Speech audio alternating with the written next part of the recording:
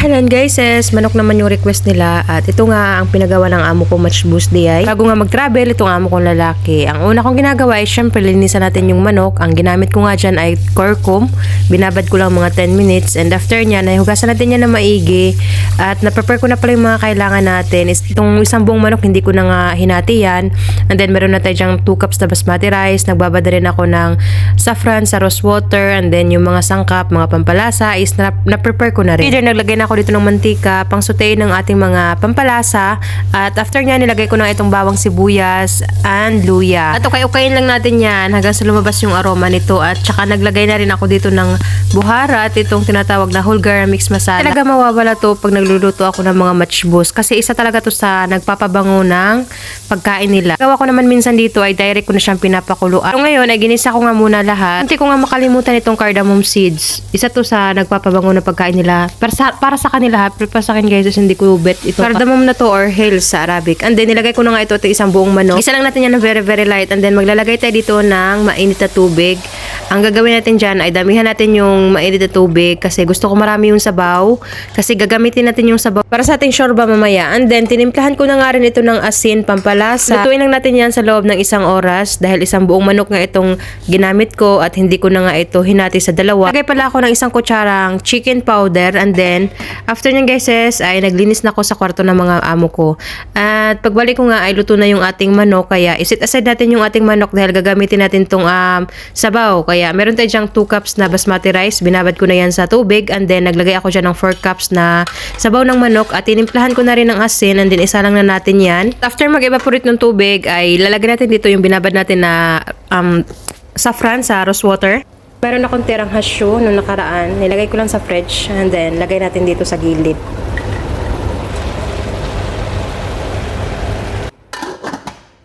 Ito namang manok ko, budburan lang natin to ng darsin and hale powder and then prituhin lang natin to. Ako lang sana masusunod nito ay in-oven ko na to kasi dito sa bahay ng amo guys bawal mong baguhin yung mga pagkain na nakasanayan nila lalong lalo na pag nandito yung amo kong lalaki ganun. And ilalagay natin yan sa ibabaw ng ating lutong kanin habang nakasalang pa yung ating kanin sa mahinang apoy sa loob ng mga pinakamatagal na yung 10 minutes ganun. Ganyan lang kasimple yung pagkain nila dito. Ito na nga yung ating Match Boost DI. Nasa akin lahat ng amoy nito. Pag kumpleto talaga ng mga sangkap yung ating pagkain talagang mabango at masarap. At ito yung gusto nilang kanin, hindi siya basa, hindi rin siya oily, hindi rin nadurog yung kanin. Ganyan yung gusto ng mga amo. Pero palagi ko naman sinasabi sa inyo to na merong kanya-kanyang gusto yung mga amo natin at sila yung sundin natin na naaayon sa gusto nila ganun. At gumawa rin pala ako ng shorba. So ito yung lentil natin or adas. Hinugasan ko to, binabad sa tubig na may curcum or turmeric powder sa loob ng 15 minutes. And then lagyan natin ng dumi or dried lemon. And then gulay like patatas, carrots, and zucchini or kusa. So, sobrang simple lang ng shorba natin today. And kasi nga, sinisipon yung dalaga. So, gawin ko siya ng paborito niya ng shorba. And then, itong chicken broth. Ito yung sabaw na galing dun sa pinakuluan natin na manok. So, hindi na tayo maglalagay dito ng mga spices or buharat kasi templado na yung ating sabaw ng manok. Ay sarang lang natin to palambutin.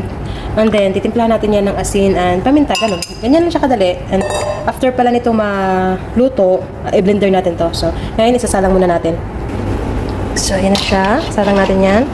And then, of course, takpan natin.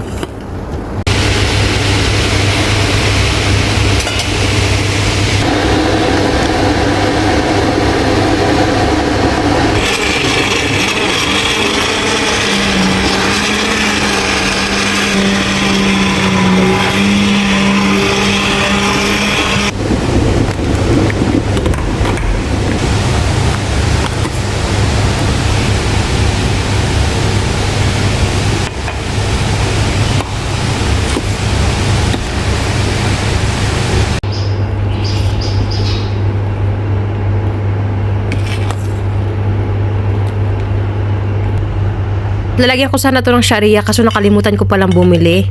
And then, after nyan guys, ay gumawa rin ako ng dakus. Konti nga lang yung ginawa ko dito dahil amo ko lang naman lalaki ang mahilig talaga sa dakus. And then, i-blender din natin yan. Ginamit ko pala dyang pansabaw ng ating dakus ay yung chicken broth, yung galing dun sa pinakuluan natin na manok. Masarap siya guys. Lagyan ko yan ng tomato paste. Ganun lang. Ganyan lang siya kadali.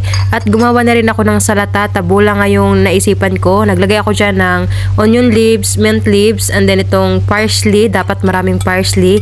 And then, sinundan ko naman to ng kamatis. At saka itong bulgur na binabad ko sa lemon juice. Bale, 2 tablespoon lang yan na bulgur. At simple lang yung tabula natin ngayon. Dapat meron yung mga design or mga harakat. Kaso guys, incomplete nga yung kusina ko. At gusto ko sana maglagay ng pomegranate dyan. Kaso wala rin. At ang pantimpla niyan ay kung ano lang. Nilagyan ko lang yan ng maraming olive oil. And then asin. And then halu-haluin lang natin yan. Dahil gusto nga nila dito ay yung maasim. Kaya dinagdagan ko yan ng lemon juice. At nilagay ko na nga yan sa lagyanan natin ng salata dahil sa mga oras na yan ay tumunog na naman yung bell. May bell kasi dito pag gusto na lang kumain, no? Tung tung ganon. So yun lang, syukran. Try natin. Bismillah.